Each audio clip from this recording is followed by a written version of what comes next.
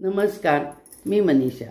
एक छोटीशी बोधप्रद गोष्ट व्हिडिओ संपूर्ण पहा म्हणजे त्यातला मतितार्थ शेवटी कळेल.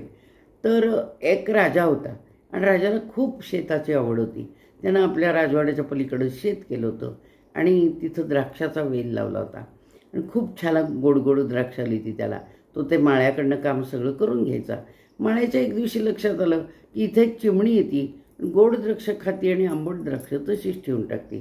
तो तिला हाकलायचा प्रयत्न करतो पण चिमणी काही ऐकत नाही.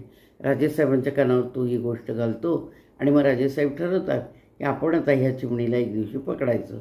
म्हणून राजेसाहेब एक दिवशी येतात, त्या द्राक्षाच्या वेलीआड दडतात आणि चिमणी द्राक्ष खात असते त्यावेळेला तिला घट्ट पकडतात.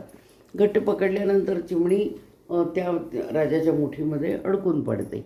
तर मग ती म्हणती, राजेसाहेब राजेसाहेब थोडीशी किंचितशी मूठ तरी सैल करावं, म्हणजे मला थोडंसं मोकळेपणानं ह्याच्यात हे करता येईल. ते किंचितशी किंचित सैल करतात. ती म्हणाली, मी तुम्हाला एक महत्त्वाच्या आयुष्यात महत्त्वाच्या वाटणाऱ्या 4 गोष्टी मी तुम्हाला सांगणार आहे, तुम्ही त्या ऐकून घ्या. ते म्हणले, ही काय सांगणार आहे? पण तरी ठीक आहे म्हणले. आणि त्यांनी थोडीशी मूठ सैल केली आणि तिला सांगितलं, सांग आता काय सांगणार आहेस तू? तर तिने सांगायला सुरुवात केली. एक म्हणजे आपल्या शत्रूला कधीही सोडत जाऊ नका. दुसरी गोष्ट, अशक्य कोणत्याही गोष्टीवर विश्वास ठेवत जाऊ नका. तिसरी गोष्ट, भूतकाळाचा कधीही पश्चात्ताप करू नका.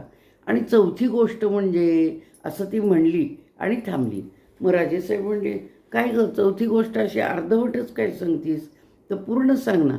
मग ती काय म्हणली, राजेसाहेब थोडीशी मूठ सैल करा, म्हणजे मला ते सांगता येईल, नाही तर माझा श्वास असा कोंडल्यासारखा झाला आहे. मग राजा किंचितशी मूठ सैल करतो आणि चिमणी पटकन उडून झाडावर समोरच्या जाती.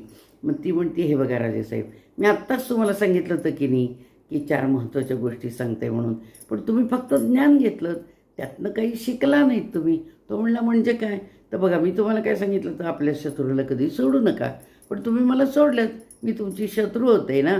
दुसरी गोष्ट, अशक्य गोष्टीवर विश्वास ठेवू नका.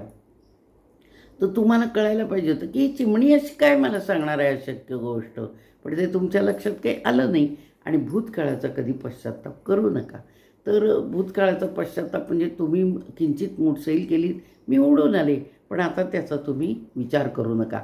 आणि चौथी महत्त्वाची गोष्ट म्हणजे, ज्ञान घेऊन काही उपयोग होत नाही, त्या ज्ञानाची आपण लगेच प्रचिती घ्यावी लागते आणि ज्ञान त्याचा वापर करावा लागतो त्या ज्ञानाचा.